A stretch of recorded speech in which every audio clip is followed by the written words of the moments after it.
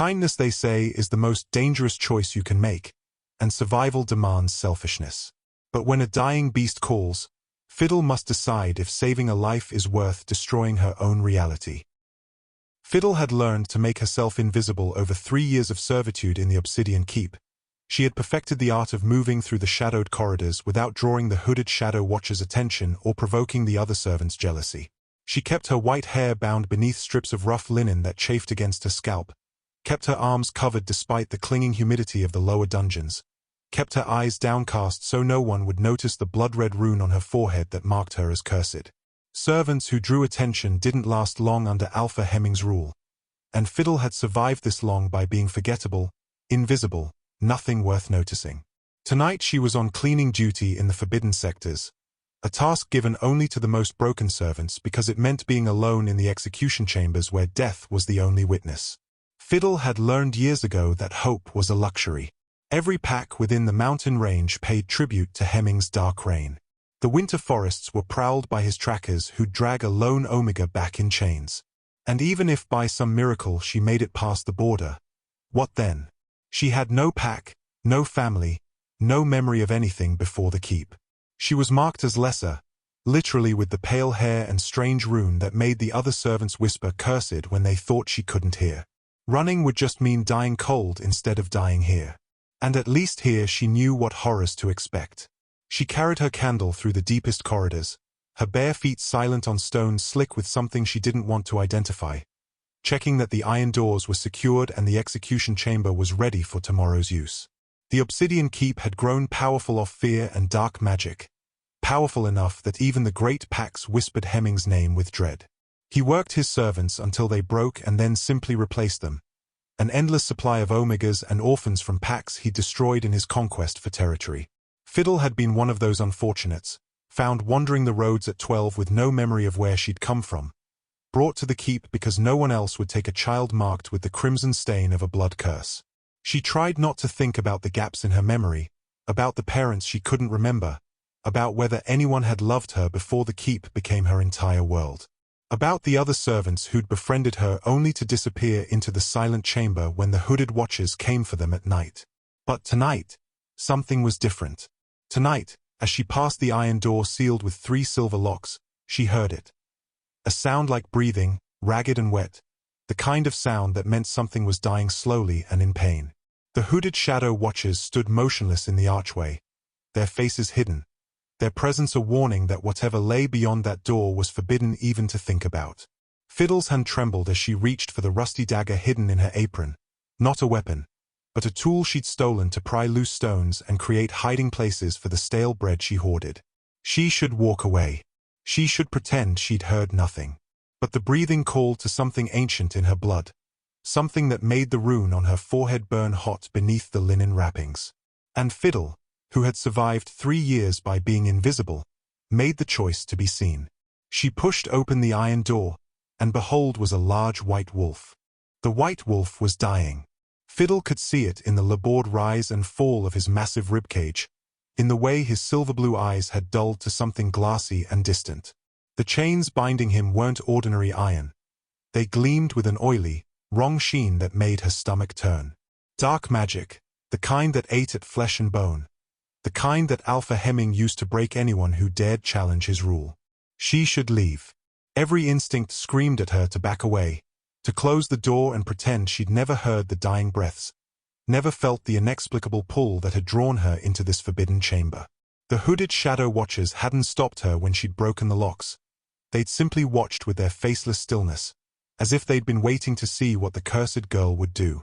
But Fiddle's hands were already moving, pulling the stolen dagger from her apron as she knelt in the filthy straw beside the wolf.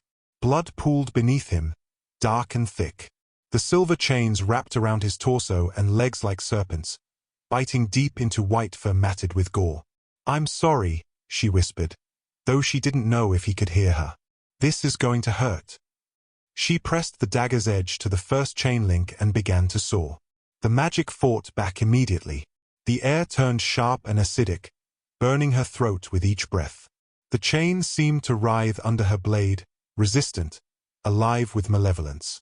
Pain lanced through her hands, up her arms, as if the dark enchantment was trying to punish her for daring to break its hold.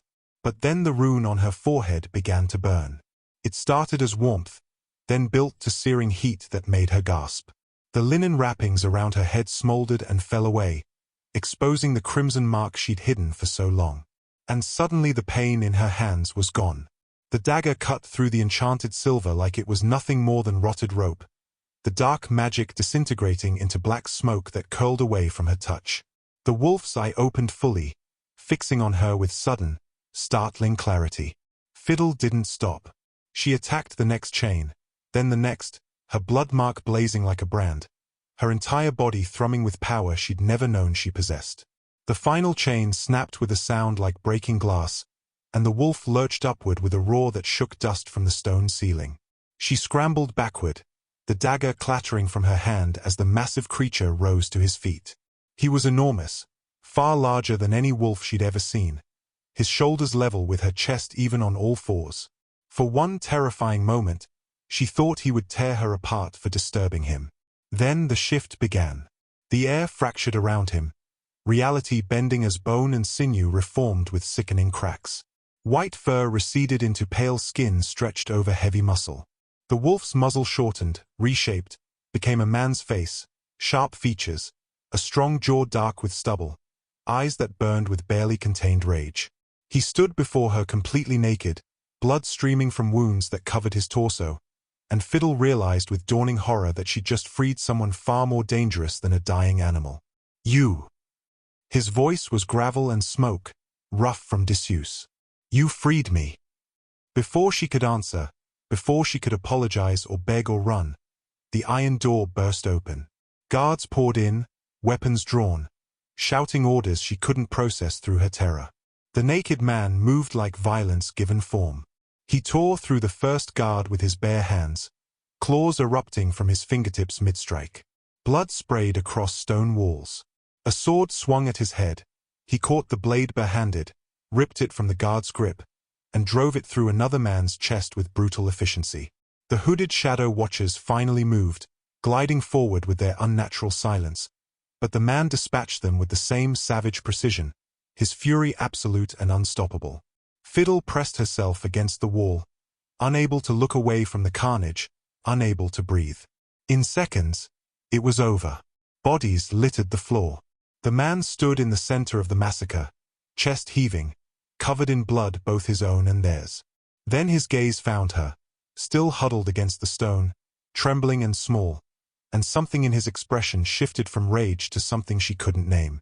He crossed the chamber in 3 strides and scooped her up as if she weighed nothing, one arm beneath her knees, the other around her back. "You're safe now," he said, his voice gentler but no less certain. "I promise you, little one. You're safe." And then he carried her toward the door, toward the corridor that led up and out, leaving the silent chamber and its dead behind. As they stepped out, the winter air hit Fiddle like a physical blow, stealing the breath from her lungs.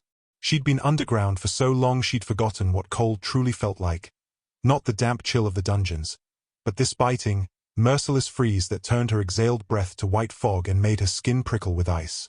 The man, she still didn't know his name, didn't slow as he carried her through the keep's shattered outer gate. Bodies of Hemming's guards lay scattered in their wake, a trail of violence that marked their escape.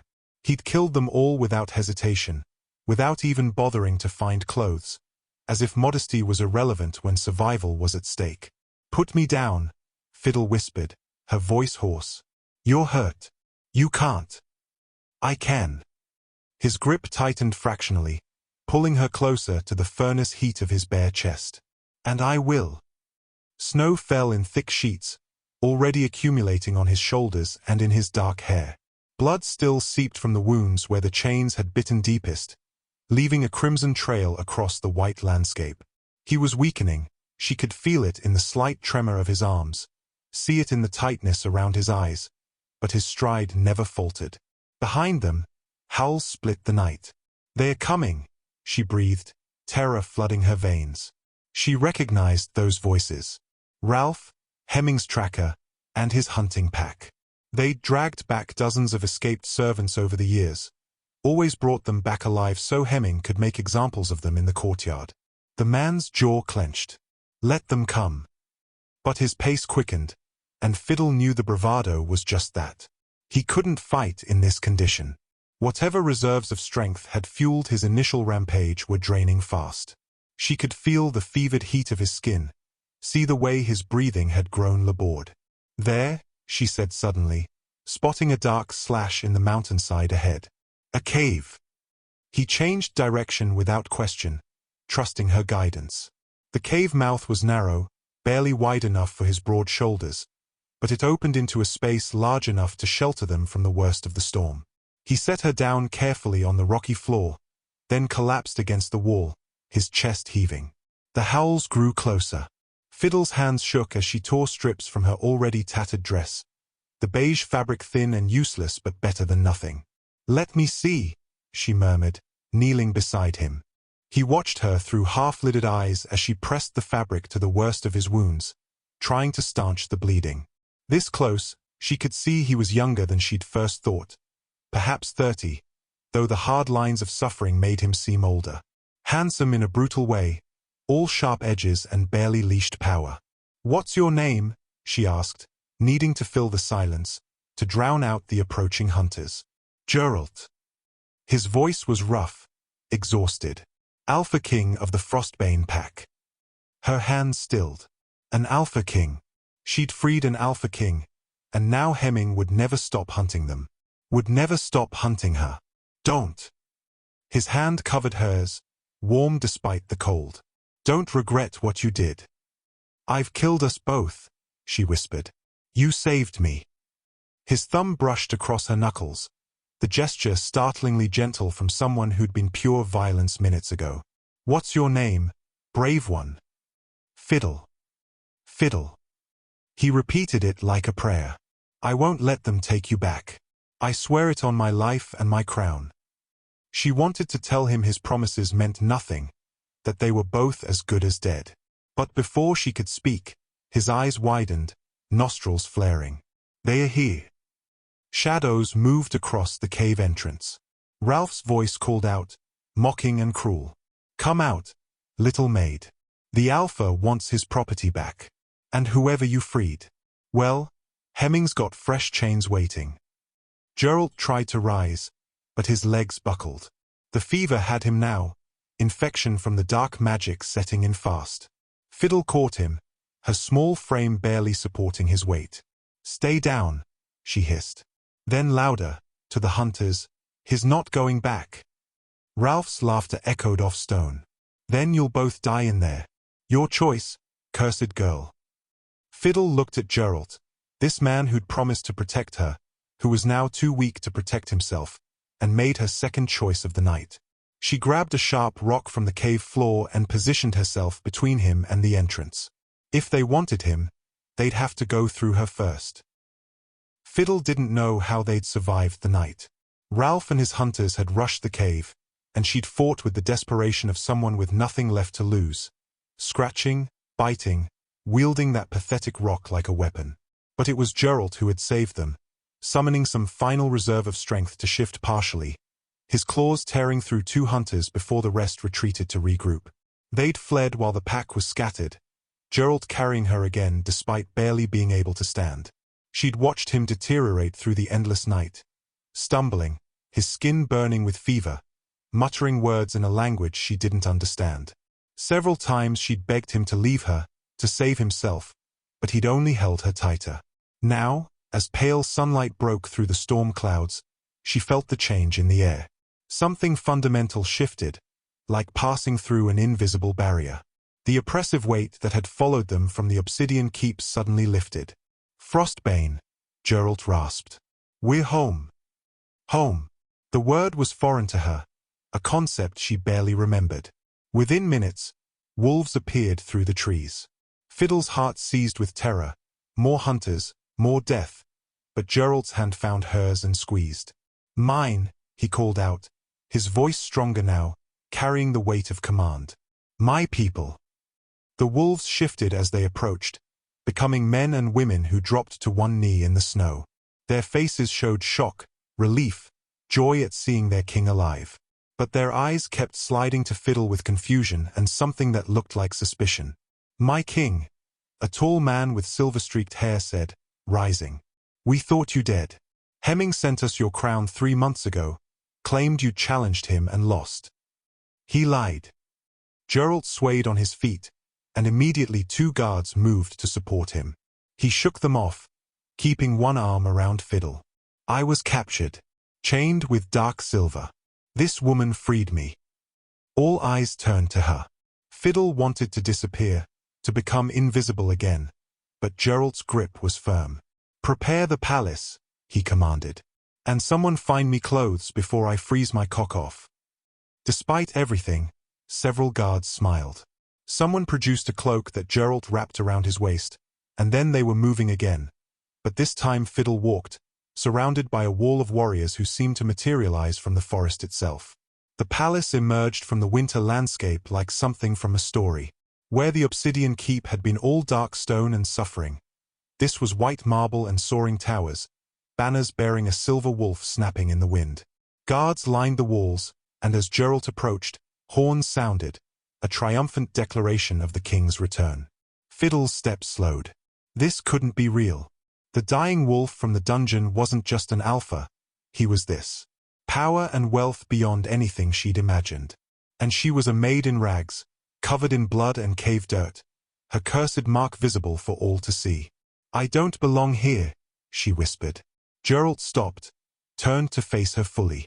The palace guards had assembled in the courtyard, hundreds of them, all standing at attention. She expected them to seize her, to recognize her as her escaped slave and drag her back to Hemming's territory for the bounty surely on her head.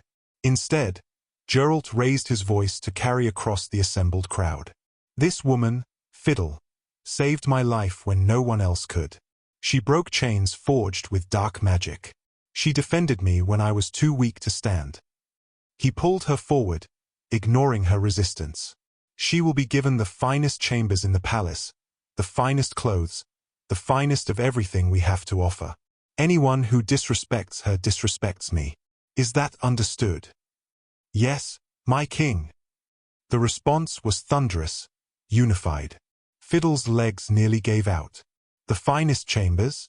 She'd spent 3 years sleeping on stone floors with rats for company. She'd eaten scraps and worn rags and been beaten for looking at people wrong. This had to be a fever dream, some hallucination born of fear and exhaustion. "I can't," she breathed.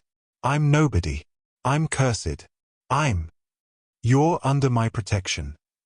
Geralt's eyes, those silver-blue eyes that had been dying in the darkness, blazed with absolute certainty. "And that makes you untouchable." A woman emerged from the palace, elderly but moving with brisk efficiency. She wore fine wool and an expression of stern authority. "My king, you need the healers immediately. And this girl needs," she paused, taking in Fiddle's appearance with barely concealed distaste. "A bath. Several baths. See to her, Ulva," Geralt commanded. "Treat her as you would a queen." The old woman's eyebrows rose, but she bowed. "Of course, my king." Geralt squeezed Fiddle's hand once more before releasing her. "I'll find you when I'm healed. We have much to discuss." Then the guards were leading him away toward what must be the healing wing, and Ulva was gesturing impatiently for Fiddle to follow. She walked into the palace on trembling legs, every instinct screaming that this was wrong, that she would be punished for this presumption. But the guards who opened the doors bowed to her as she passed. And Fiddle, who had survived by being invisible, suddenly found herself thrust into blinding light. Fiddle sat rigid in the copper tub while 3 servant girls, younger than her, but infinitely more confident, scrubbed at skin that hadn't seen proper soap in 3 years. The water turned grey, then brown, then had to be changed twice more before it ran clear. They worked in silence, their expressions carefully neutral, but she felt their judgment in every touch. The girl washing her hair gasped when the grime finally loosened enough to reveal its true color. "It's white," she whispered to the others. "Pure white, like fresh snow." "Cursed," another murmured, making a sign against evil. Fiddle closed her eyes and let them scrub harder, as if they could wash away not just the dirt but everything that made her wrong. The blood-red rune on her forehead gleamed against her pale skin, impossible to hide now, marking her as other. When they finally allowed her to emerge, they wrapped her in a towel softer than anything she'd ever touched and led her to a chamber that made her stomach drop. It was larger than the entire servant quarters at the keep. A bed dominated the space, an actual bed with a carved headboard and what looked like a dozen pillows. Tapestries hung on the walls depicting wolves running through moonlit forests. A fire crackled in a hearth big enough to stand in. "The king's orders," one of the girls said, gesturing to the gown laid across the bed. He said the finest. The dress was midnight blue silk that whispered against her damaged skin like a secret. They laced her into it, arranged her white hair into a simple braid, and stepped back to assess their work. In the mirror, Fiddle saw a stranger, someone clean and dressed like nobility, but with eyes that had seen too much and scars that no amount of silk could hide. Olva appeared in the doorway, her sharp gaze cataloguing every detail. "Better," she said crisply. "Though nothing can be done about that mark, I suppose." "No." Fiddle dropped her eyes automatically, falling into the submissive posture that had kept her alive. "The king is resting. You're to do the same." Olva's tone suggested she found this arrangement highly irregular. "There's food being brought up. I expect you to eat all of it. You're practically bones." After Olva left, servants brought trays laden with bread, cheese, roasted meat, and fruits Fiddle couldn't name. She stared at the abundance, nausea warring with hunger. This much food could have fed 10 servants at the keep for days. She managed 3 bites before guilt made her stop. The chamber felt like a beautiful cage. She paced its length, the silk gown tangling around her legs, making her feel clumsy and wrong. Through the window, she could see the palace grounds, gardens buried under snow, guards patrolling walls, servants hurrying between buildings. Servants. People like her. People who actually belonged here. On impulse, she slipped from the room. The hallways were a maze, but she followed the sound of activity until she found what must be the servant corridors, narrower passages with plain walls and worn floors. A maid carrying linens nearly dropped her load at the sight of Fiddle. "Can I help?" Fiddle asked quickly. "With whatever needs doing." The maid's eyes went wide. You're the king's guest. You shouldn't be." "I know how to work. Please." The desperation in her voice made the maid flinch. "I just need to be useful." 20 minutes later, Fiddle was on her knees in a storage room, scrubbing floors with a brush she'd borrowed, the silk gown hiked up and already spotted with soap water. Her hands remembered this rhythm, her body settling into familiar motions. This made sense. This she understood. "What in the frozen hells are you doing?" She looked up to find Geralt filling the doorway, dressed now in simple clothes, his wounds freshly bandaged.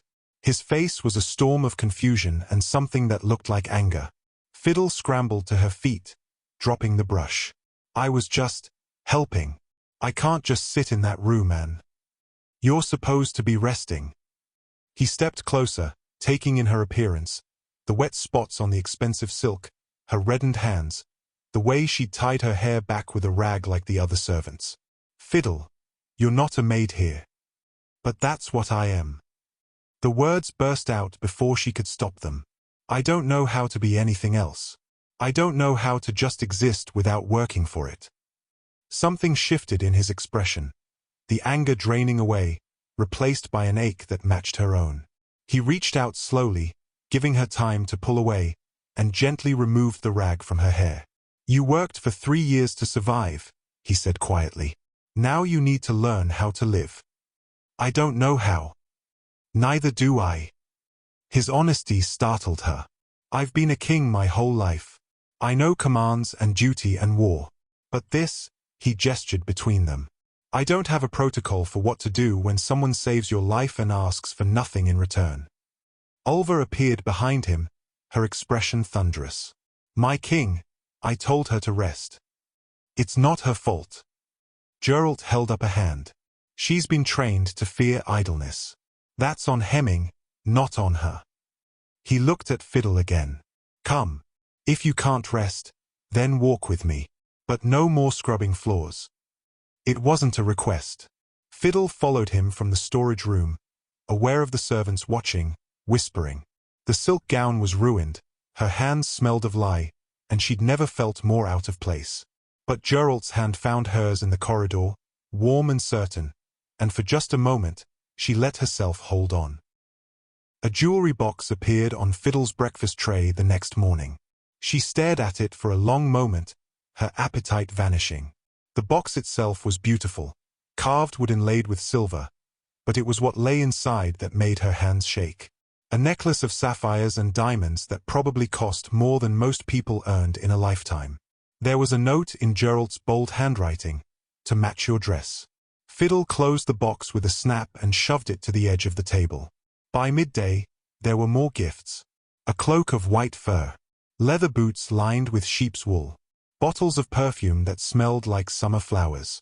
Each one appeared with a note. Each one made her feel smaller, more trapped. She knew what this was. She'd seen it at the keep, the way Alpha Hemming rewarded his favorite servants with trinkets before summoning them to his chambers. The way gifts were never really gifts but down payments on obedience. When Geralt knocked on her door that evening, she didn't open it. Fiddle. His voice was uncertain, lacking its usual command. May I come in? She said nothing, arms wrapped around herself, staring at the pile of expensive things that felt like a collar being fastened link by link.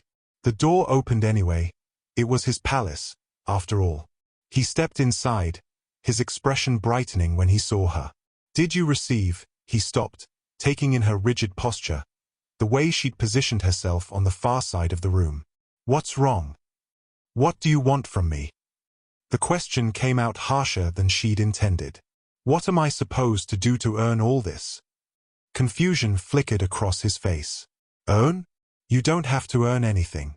These are gifts. Nothing is free. She gestured at the pile. I know how this works. You give me pretty things, make me comfortable, and then you tell me what you really want. So just say it. What do I owe you? Understanding dawned in his eyes, followed by something that looked like horror. Fiddle. No. That's not. I would never. You're an Alpha King. I'm a slave. Those are the facts. Her voice cracked. So what do you want? My body? My service? Just tell me the price so I know what I'm paying. There is no price. He moved toward her, then stopped when she flinched. I'm trying to provide for you, to give you things you deserve. Beautiful things for a beautiful. I'm not beautiful, I'm cursed. She pointed at the rune on her forehead. And I don't want your charity or your pity or whatever this is. I won't be bought. The silence stretched between them, painful and sharp.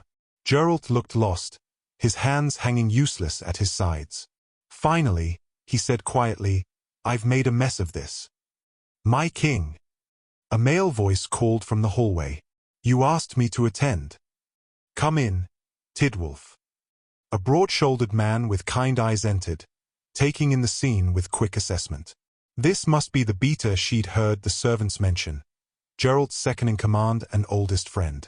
Tell her, Geralt said, sounding almost desperate. Tell her I'm not trying to buy her. Tidwulf looked between them, then sighed. My king, might I speak with Fiddle alone? Geralt hesitated, clearly wanting to refuse, but finally nodded and left. The moment the door closed, Fiddle felt some of the tension drain from her shoulders. He's an idiot, Tidwulf said conversationally, settling into a chair. Brilliant strategist, fierce warrior, absolute fool when it comes to women. Despite herself, Fiddle almost smiled. He doesn't know how to court someone who's been enslaved, Tidwulf continued. In his world, gifts are how you show regard, how you demonstrate that someone matters. He sees a woman who saved his life wearing a ruined dress and thinks she deserves better. So he provides better. He leaned forward. He doesn't understand that to you. Every gift feels like a chain. The accuracy of it made her throat tight. What does he want from me? Honestly, I don't think he knows yet. Tidwulf's expression softened. But I can tell you what he doesn't want. He doesn't want to own you. The man barely survived 3 months in chains. The last thing he'd do is put someone else in them, even invisible ones. Then why all this? She gestured at the gifts. Because he's terrified. You're his fated mate. He felt it the moment you freed him. And he has no idea how to navigate that when you flinch every time he gets close. Tidwolf stood. Give him another chance. Let him try again, but simpler this time. After Tidwolf left, Fiddle sat alone with her thoughts until another knock sounded. She opened the door to find Geralt, looking uncharacteristically nervous. I'm sorry, he said. I didn't understand. I just wanted. He stopped, collected himself. Could we start over? Not as king and rescued slave, but as just 2 people. How? A walk. In the gardens. No gifts, no expectations, no crown. His eyes met hers, vulnerable in a way she'd never seen from an alpha. Just Fiddle and Geralt, getting to know each other. Would that be acceptable? She studied him, this man who'd killed a dozen guards to protect her, who'd carried her through a blizzard despite being half dead, who was now asking permission for something as simple as a walk. All right, she said quietly. Just a walk. The smile that broke across his face was worth every moment of fear that came before it. The gardens were beautiful even in winter, bare branches laden with snow that sparkled in the afternoon sun. Geralt walked beside her without touching, maintaining a careful distance that somehow felt more intimate than contact would have. He told her about the different trees, about how the gardens transformed in spring, his voice low and soothing. For an hour, Fiddle almost forgot to be afraid. There you are, my king. The female voice cut through their peace like a blade. Fiddle turned to see a woman gliding down the garden path, beautiful in the way that high-ranking wolves always were, tall and graceful with glossy dark hair and amber eyes. Her dress was deep crimson, cut to emphasize every curve, and she wore her confidence like armor. Geralt's expression shuttered. Ashina. 3 months you were gone, and this is how you return. Ashina's gaze slid over Fiddle with unconcealed disdain. With this. Careful, Geralt said softly, but there was warning in it. Ashina laughed, the sound bright and cruel. Oh, come now. We're all wondering. The servants are placing bets.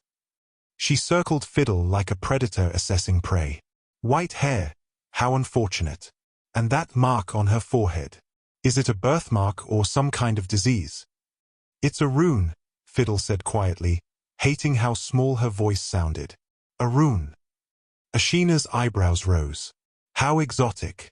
And those scars on your hands, from what? Scrubbing too many floors. She turned to Geralt. Surely you're not serious about keeping her.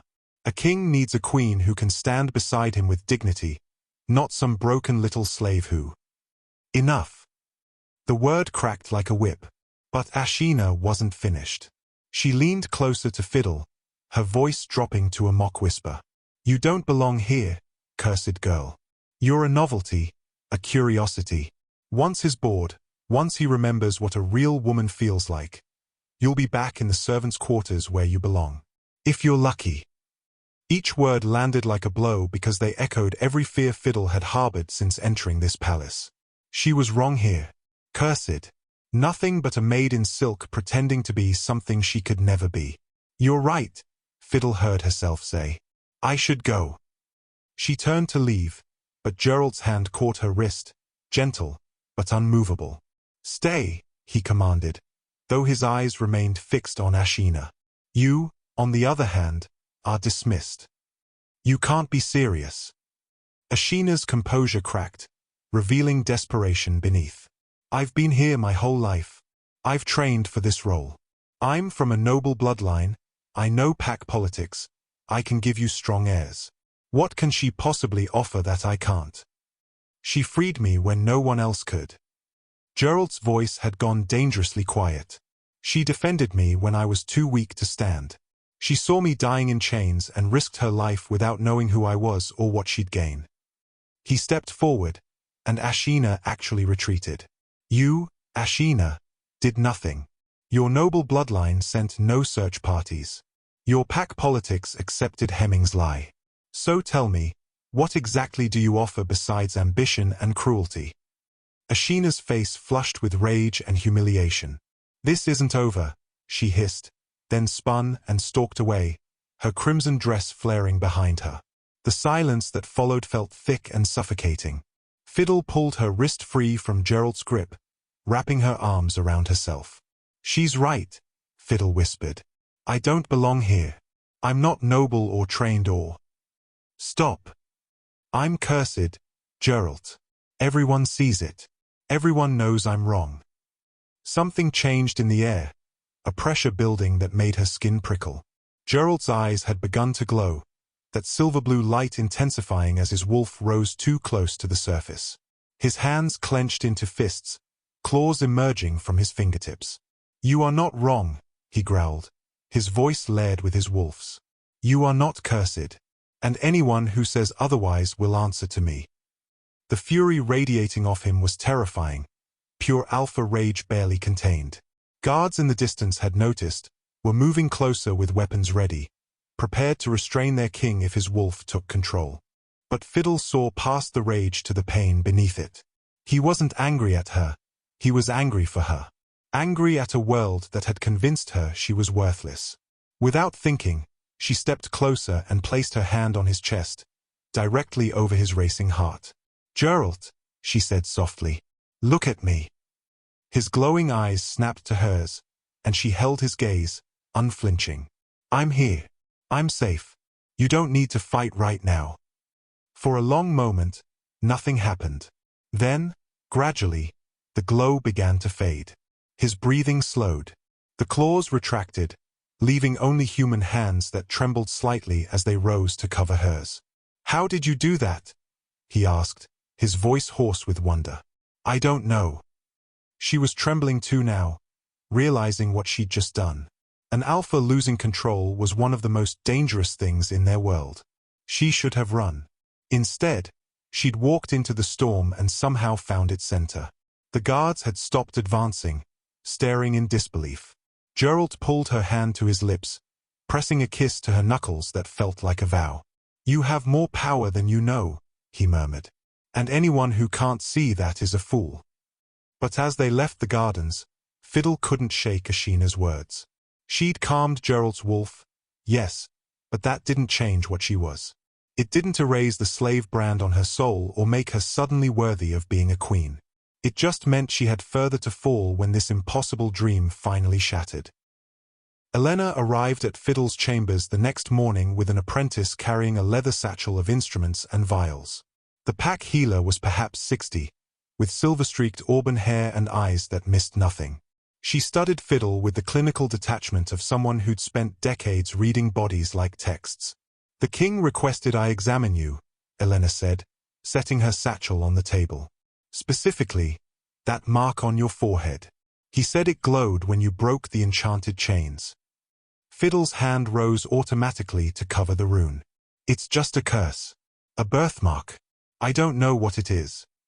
Well, let's find out. Elena gestured to a chair positioned near the window where light streamed in. Sit. And no, you can't refuse. King's orders. The examination was thorough and uncomfortable. Elena traced the rune's pattern with careful fingers, muttering to herself. She mixed substances from her vials and dabbed them on Fiddle's skin, watching for reactions. She held crystals up to the light, observing how they refracted through the red mark. Extraordinary, Elena breathed. I haven't seen one of these in 40 years. Not since, she stopped herself, turning to her apprentice. Fetch the chronicles from my study. The third age section, specifically the volume on the Moonforgers. The apprentice hurried out.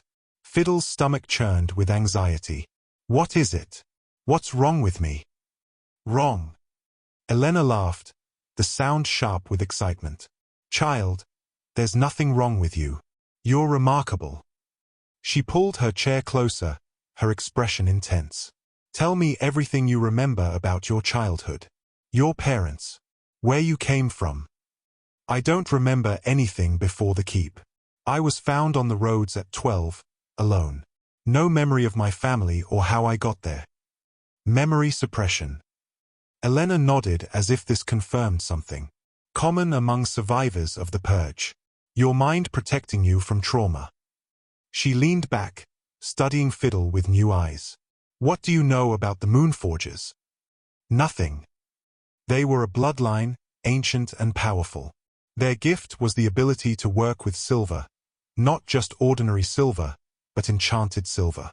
Dark silver. They could forge it, shape it, and most importantly, destroy it. Elena's voice took on the cadence of a teacher.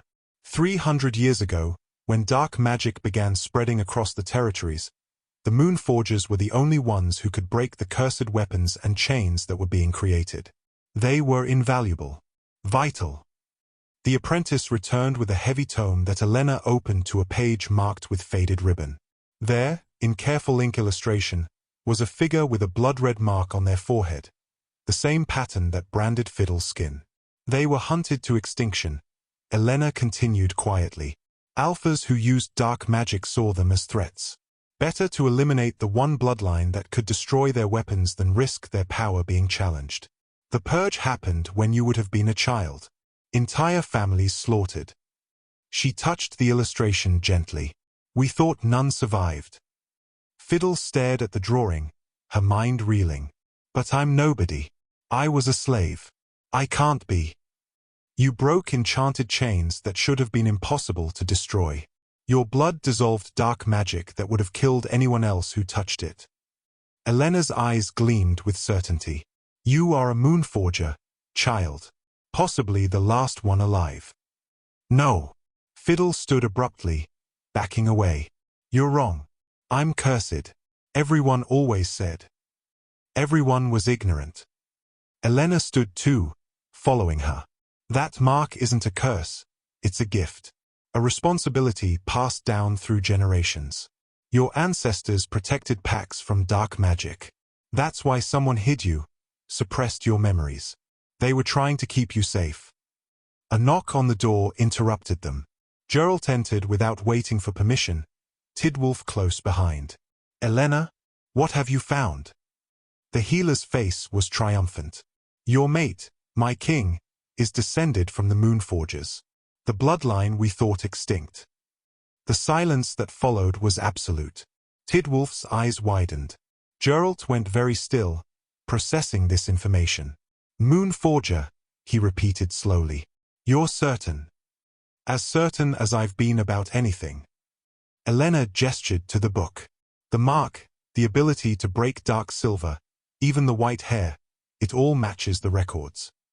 What does this mean? Fiddle's voice came out small, frightened. Tidwolf was the one who answered, his expression grave. It means you're not just valuable, you're essential. If Hemming learns what you are, he won't stop hunting you. Dark magic is the foundation of his power. You're the only thing in this world that can destroy it. Geralt crossed to her in 3 strides, taking her face gently in his hands. It means you were never cursed, Fiddle. You were blessed.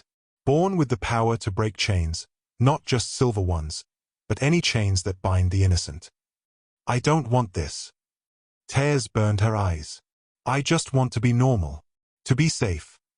Safe is what will make you, Geralt promised. But normal. He smiled, sad and tender. You were never meant to be normal, brave one. You were meant to be extraordinary. Elena began gathering her instruments. She'll need training. Her power is raw, instinctive. With proper guidance, she could do far more than break chains. She could forge them, reshape them, potentially even create weapons that could counter Hemming's dark army. Then train her, Geralt commanded. Whatever she needs, she has it. After they left, Fiddle stood alone in her chambers, staring at her reflection in the mirror.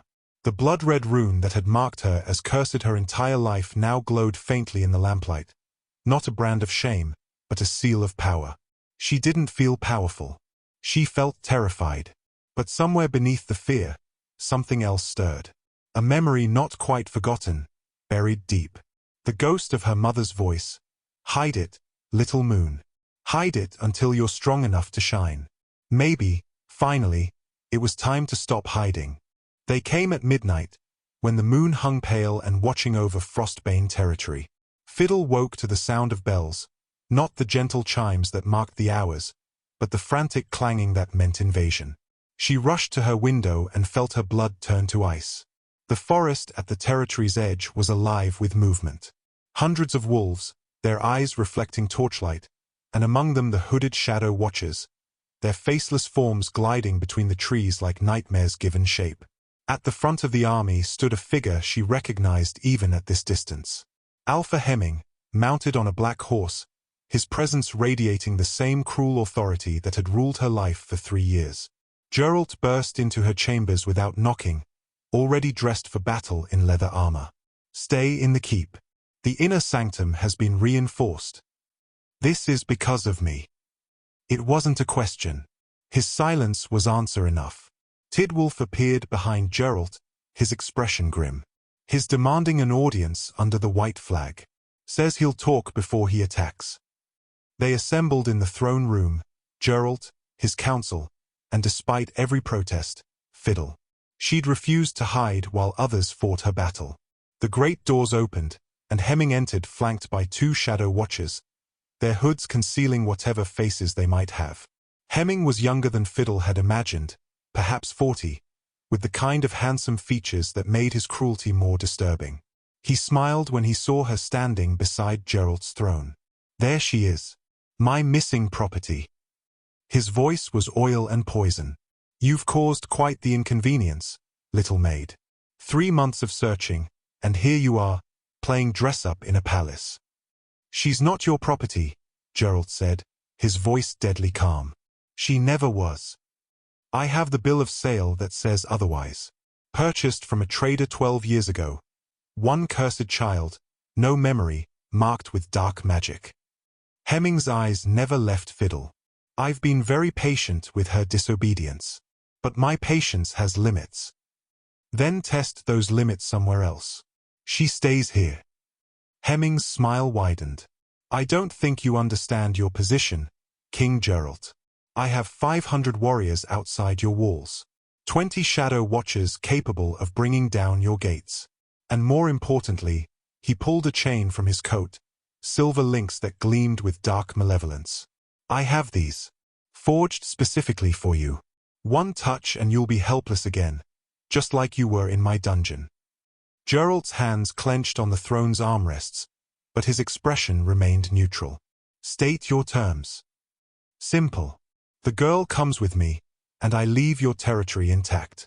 You get to keep your crown, your palace, your life. Hemming shrugged. Refuse, and I'll take her anyway, but only after I've burned everything you love to ash. No, Fiddle said. Every head turned toward her. She stepped forward, her legs trembling but her voice steady. You can't have me. I won't go back. Hemming laughed. Brave words from a slave. But you don't get a choice, cursed girl. You belong to me. She belongs to no one, Geralt growled, rising from his throne. Then you've chosen war. Hemming's expression hardened. I'll give you until dawn to reconsider. After that, my shadow watchers will breach your gates, and I'll take what's mine over the corpses of everyone in this palace. He turned to leave, then paused. Oh, and King Geralt? I know what she is now. A moon forger. Even more valuable than I thought. Imagine what I could do with someone who can break any chain, forge any weapon. She'll make me unstoppable. After Hemming left, chaos erupted in the throne room. The council argued strategies, shouted about honor and survival, debated whether 500 warriors could breach their defenses. Fiddle stood frozen, watching Geralt's face as he calculated odds and costs. Finally, he raised his hand for silence. When he spoke, his voice was heavy with resignation. I'll surrender myself to Hemming in exchange for a treaty. He can chain me again, but he leaves Frostbane and Fiddle untouched. No! Fiddle's shout cut through the murmurs of protest. She pushed through the council members to reach him. You can't. He'll kill you this time. Better me than everyone here. It's not better. Her hands fisted in his armor. I won't let you go back to those chains. I won't let you sacrifice yourself for me. Fiddle. I freed you once. Do you think I could survive watching you put them back on? Tears streamed down her face.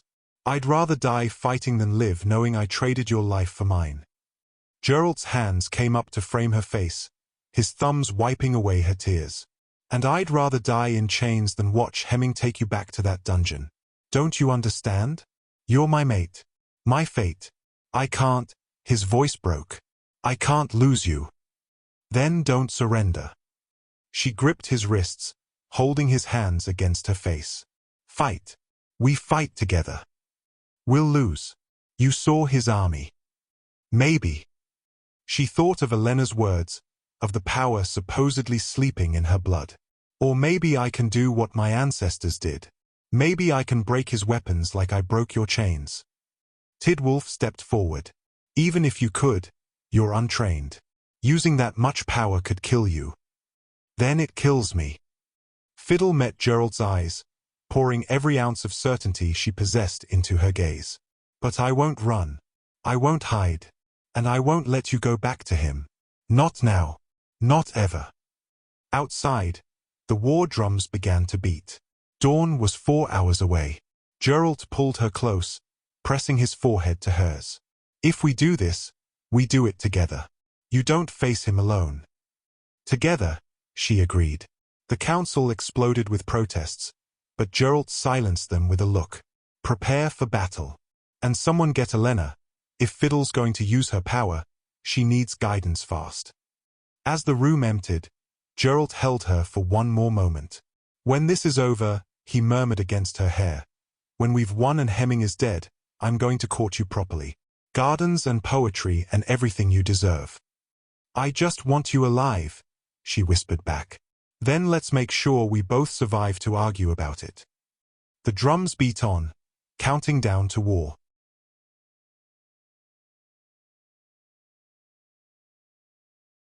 Fiddle stood at the palace gates in a black dress that Elena had insisted she wear. Not silk finery, but simple linen that wouldn't restrict movement.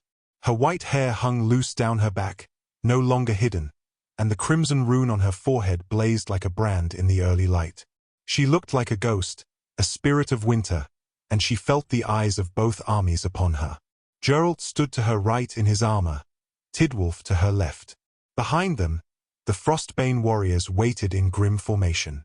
Ahead, Hemming's army sprawled across the field like a dark stain, the Shadow Watchers positioned at intervals, their hooded forms radiating malevolence. Last chance, little maid, Hemming called across the distance.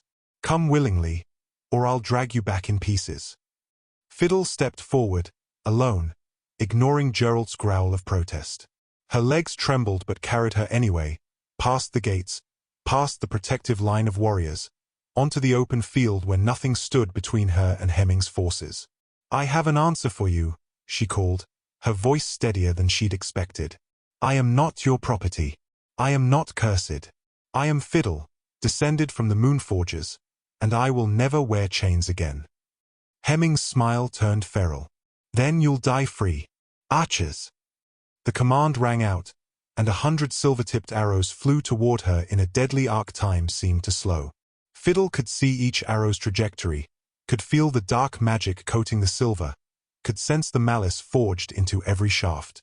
She raised her hands and let her power rise.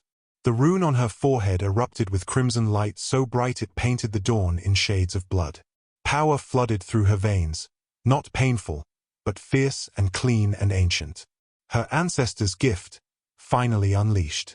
The air around her shimmered, and when the arrows reached the sphere of her influence, they simply disintegrated. Silver turned to dust, wood to ash, dark magic to nothing. The arrows never touched her. Hemming's army faltered. The archers stared in disbelief at their useless bows. Even the Shadow Watchers seemed to hesitate, their faceless hoods turning toward each other in what might have been confusion. Again. Hemming roared. Fire again. Another volley. Another wave of disintegration. Fiddle walked forward through the falling ash, her power radiating outward with each step. Wherever it touched Hemming's warriors, their silver weapons crumbled. Swords became dust in their hands. Chain mail dissolved into nothing. The dark enchantments that had made them formidable simply ceased to exist in her presence. The Shadow Watchers. Hemming's voice had lost its confidence, turned shrill with desperation. Kill her! The hooded figures glided forward, their hands raised, dark magic swirling around them like living smoke. But when their power met Fiddle's, it shattered like glass against stone. She was their antithesis, their natural enemy, the one thing in the world that could unmake everything they'd created. One by one, the Shadow Watchers fell, their forms collapsing into empty robes as the dark magic sustaining them was torn away. Behind her, Geralt's voice rang out, "Frostbane! Attack!" His warriors surged forward, meeting Hemming's now defenseless army with savage fury. But Geralt himself shifted, his human form exploding into the massive white wolf that had been dying in chains months ago. Now, fully healed and burning with righteous rage, he was magnificent, a king in his true form, all power and primal grace. He went straight for Hemming. The Alpha tried to run, but there was nowhere to go. His guards, stripped of their enchanted weapons, fell before him. His Shadow Watchers were gone. His advantage had crumbled into ash. Geralt's jaws closed around Hemming's throat, and the war ended with a wet, final sound. Fiddle stood in the center of the battlefield, surrounded by falling ash and fleeing soldiers, her power still blazing around her like a crimson sun. She felt invincible and exhausted, powerful and terrified, everything and nothing all at once. Then Geralt was there, shifting back to human form, naked and covered in blood but alive, gloriously alive. He pulled her into his arms, and she collapsed against him, the power finally draining away as the rune on her forehead dimmed to its usual red. "You did it," he breathed into her hair. "You saved us all." "We did it," she corrected, her hands fisting in his hair, needing to confirm he was real and whole and here. Around them, the battlefield was clearing. Hemming's forces scattered, leaderless and broken. The Frostbane warriors cheered, their voices rising to a triumphant howl that the entire pack took up until the sound filled the valley. Tidwulf approached with a cloak that he draped over Geralt's shoulders, grinning despite the blood on his face. "All hail the king and his crimson queen," he announced loudly, and the warriors' cheers doubled. Fiddle looked up at Geralt, expecting to see triumph, but his eyes held only tenderness. "Queen," he said softly, making it a question. She thought about the girl who'd been invisible in the dungeons, who'd believed herself cursed and worthless. That girl was gone, burned away in crimson fire. In her place stood someone new, someone who'd walked onto a battlefield and unmade an army, who'd freed a king and refused to let him be chained again. Someone who'd finally learned she was never meant to be invisible. "Yes," she said, the word both an answer and a beginning. Geralt kissed her there on the battlefield, surrounded by ash and victory and the rising sun, and for the first time in her life, Fiddle felt like she'd come home. Months later, at the coronation, they placed a crown of silver on her head. Silver she could have destroyed with a thought, but chose instead to wear. Not chains, but a choice. Not slavery, but sovereignty. The Crimson Queen, the last Moonforger, standing beside her White Wolf King. And when she looked out at the assembled packs, at Ulva wiping proud tears from her eyes, at Elena beaming with satisfaction, at the servants who now bowed to her with genuine respect, Fiddle finally understood what Geralt had tried to tell her all along. She was never cursed. She was blessed. And she was, at last, exactly where she belonged. Thank you for watching this story to the end. If you enjoyed this story, you will surely enjoy the next one. Subscribe and hit the notification button. Your hopeless romantic, Amora.